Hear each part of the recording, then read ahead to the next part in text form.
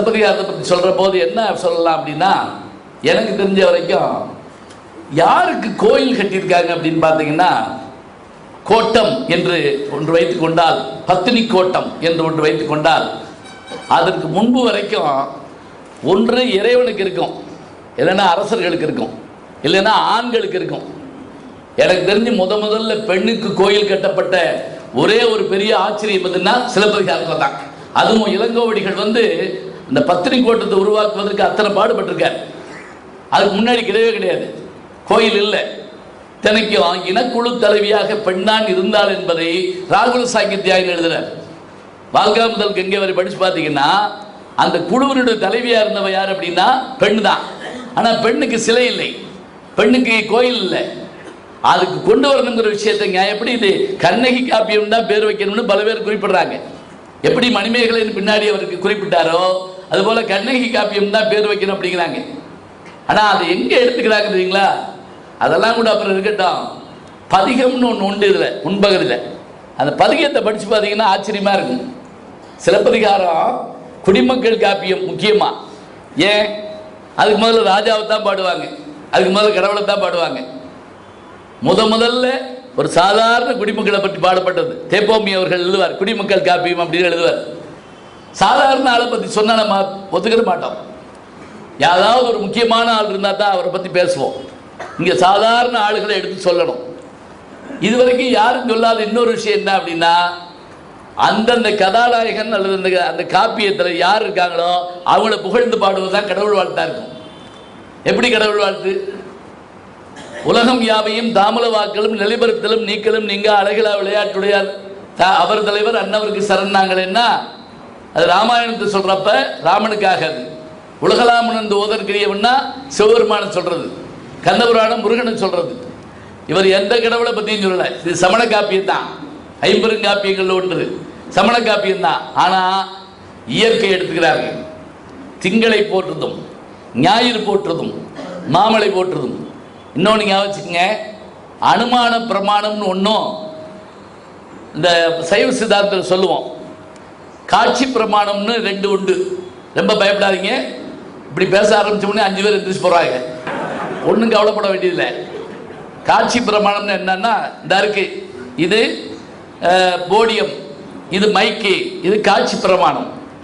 அனுமான பிரமாணம்னா என்ன அப்படின்னா அப்படி இருக்காது.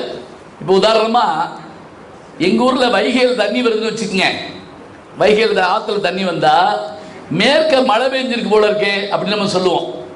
மழை பெஞ்சது நீ பார்த்தியா அப்படின்னு கேட்டால் பார்க்கல, அனுமானம்.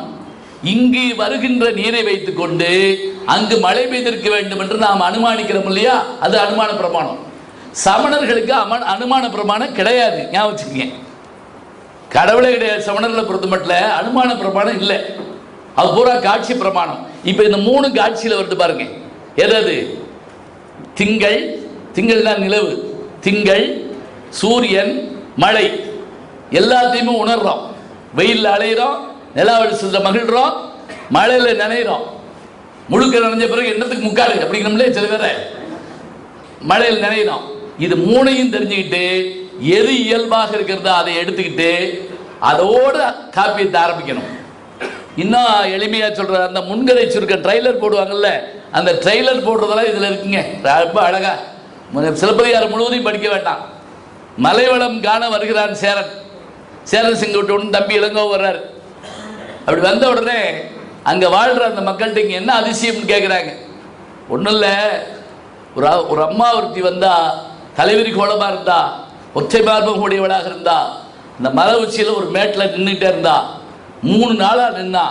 3ஆம் நாள் ஆகாயத்திலிருந்து ஒரு விமானம் வந்தது.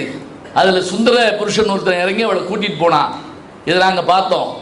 அவன் யாருன்னு எனக்கு தெரியல. இதுதான் நாங்கள் பார்த்த அதிசயம். இதை கேட்டு மன்னன் ஆச்சரியப்படுறான். இது நடக்குமா? நடக்கக்கூடிய விஷயமா? ஞாபகம் வச்சுக்கோங்க, இது இளங்கோவடிகள் இருந்ததாக இல்லை நமக்கு. இது பதிகம்னு முன்னாடி சொல்லப்படுது. இந்த கதை எழுதப்பட்டதுக்கான கதை. இது கதை பிறந்த கதை அப்படிங்கிறோம் இல்லையா, பாடல் பிறந்த கதை. இப்போ இப்படி யாருன்னு தெரியலையே அப்படின்னே, யாருக்காவது தெரியுமான்னு கேட்ட உடனே ஒருத்தர் சொல்றாரு அந்த கூட்டத்தில், எனக்கு தெரியும் அப்படிங்கிறார். அவர் யாருன்னு கேட்டால் மதுரை கூலவாணிகன் சீத்தலை சாத்தனார். நான் இந்த கதை நடந்த போது மதுரையில் இருந்தேன் அப்படிங்கிறார். இதை நான் வகுப்பில் நடத்தினேங்க. ஒரு பையன் எந்திரிச்சு அருமையாக கேள்வி கேட்டான். மதுரை பூரா தீப்பிடிச்சு இருந்துச்சுன்னு சொல்லி கேள்விப்பட்டிருக்கோம்ல. ஆமாம், இந்த ஆள் எப்படி தப்பிச்சான்? அதாவது இது இப்போ என்னத்தை நீங்கள் சொல்லுவீங்க? இது சிலபஸில் இல்லை, ஞாபகம் வச்சுக்கோங்க. இப்போ எங்களுக்கு சிலபஸில் கேள்வி கேட்டால் தான் பதில் சொல்ல தெரியும், இல்லைன்னா கோவப்பட தெரியும். உன்னை நான் தான் சேர்த்து விட்டேன், ஏன்டா அப்படி நன்றி இல்லாமல் இருக்கேன் அப்படிலாம் சொல்லுவோம். ஆனால் அதுக்கு விட இருக்கு. மதுரையில் தான் நெருப்பு 2 பேர் சொன்னபடி கேட்டுச்சுப்பாங்க. ஒன்று கண்ணகி, இன்னொன்று திருஞான சம்பந்தர். அதில் கண்ணகி பட்டியலே கொடுக்குறா. எல்லார் வீட்லேயும் போய் தீப்பிடிக்காத, நீ இன்னார் வீட்டுக்கு ஒருத்தரம் போன ஆதார் கார்டு மாதிரி கொடுத்து விட்றான். பார்ப்பார் அறவோர் பசு பத்தினி பெண்ணின் மூத்தோர் குழவி இத்தனை பேரை விட்டுரு, தீத்திரத்தார் பக்கம் சேர்மின். நான் அழகான வார்த்தை பாருங்க. இப்ப தப்பிச்ச ஆட்கள் இருக்காங்கல்ல, அறவோர், அதுல இவர் இருந்துக்கலாம்ல, பார்ப்ப அவங்க வீடு தீப்பிடிக்காத வீடா இருந்துக்கலாம்ல. இதை சொல்லி தப்பிச்சேன் அன்னைக்கு.